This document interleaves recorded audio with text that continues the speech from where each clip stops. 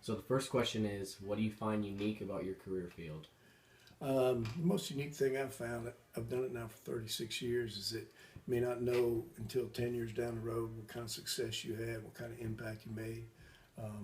You run into somebody in a store, or someone will come back out of their way to tell you that you help them find themselves, help them find a career path themselves, and I think that's important. You know, we teach a class, we coach a sport, but you want those people to be valuable contributors to society. So I think that's it.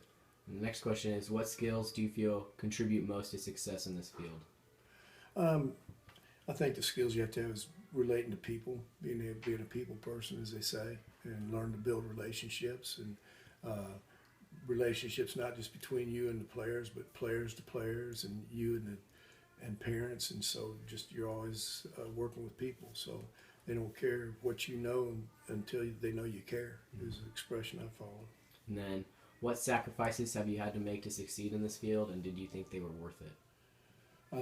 Again, that's a good question. I think it's sacrifice clearly how much time you spend away from your family, because you're on a schedule that you don't really choose. It's chosen for you by what your hours are, and when the games are, and so forth. So you can't really negotiate that. You get a lot of that time back in the summer, but as you go up the career ladder, summers are taken up. So just the time away from the family, that you're spending actually more time with other people's children than you are your own sometimes. But I think it's worth it in the long run. I know my daughters respected the fact that I was a coach, and they like that. So, but it's definitely a lot more behind the scenes than people realize in terms of how much time you put into it.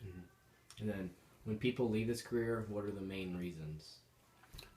Myself personally, it was just I'd had so many different experiences, and I wanted to try something different. But I think that as you grow older, you have to stay in touch with the young people, because now you're a couple generations removed from them. So it's staying abreast of what's current in their lives, and knowing what's going on with them, because it's got to be more about them than it is about you.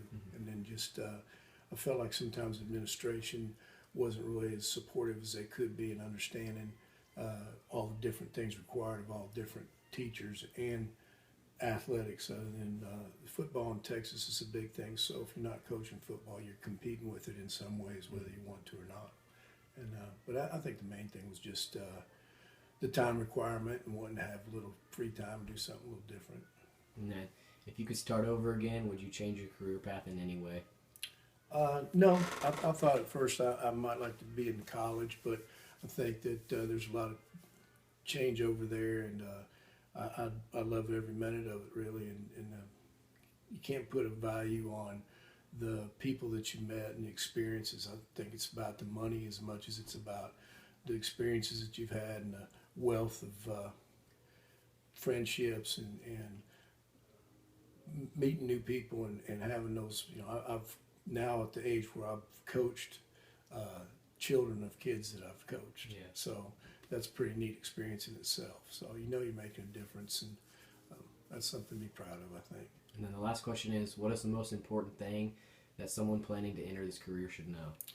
That they always have to stay current in their education, and learn as much as they can from as many different people.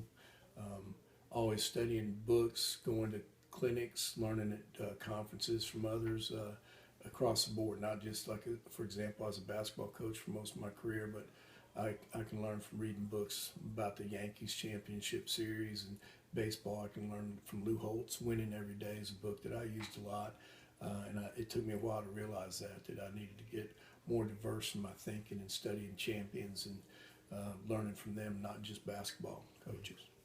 Thank you.